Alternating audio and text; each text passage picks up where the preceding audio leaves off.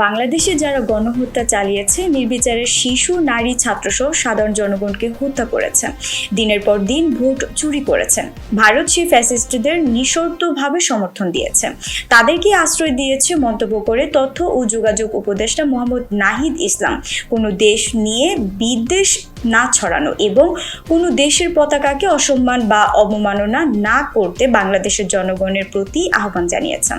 পাশাপাশি ভারতেরও উচিত বাংলাদেশের মানুষের এই ক্ষোভ দূরীকরণে তাদের নিজেদের জায়গা থেকে দায়িত্বশীল আচরণ করা এবং বাংলাদেশের বিরুদ্ধে মিথ্যা বক্তব্য না ছড়িয়ে বাংলাদেশ যে নতুন করে পুনর্গঠিত হচ্ছে এবং ন্যায্যতা ও সমতার ভিত্তিতে সকল রাষ্ট্রের সাথে সম্পর্ক স্থাপনের চেষ্টা করছে তার সহায়তা করা।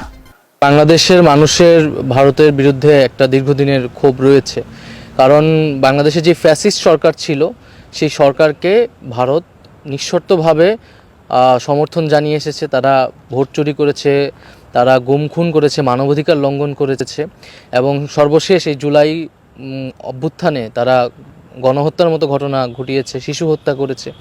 তারপর আমরা দেখেছি যে ভারতের জায়গা থেকে এই সকল যে হত্যাকাণ্ড নিয়ে কোনো বক্তব্য নেই, বরং তারা সেই হত্যাকারীদের প্রধানকে তাদের দেশে আশ্রয় দিয়েছে। ফলে মানুষের ভিতরে সেই ক্ষোভ থাকাটা স্বাভাবিক। তারপর আমরা সবাইকে আহ্বান জানাই যে আসলে আমরা কোনো দেশ নিয়েই আমাদের জায়গা থেকে আমরা বিদ্বেষ ছড়াবো না এবং কোনো রাষ্ট্রের পতাকাকে আমরা অবমাননা করব না।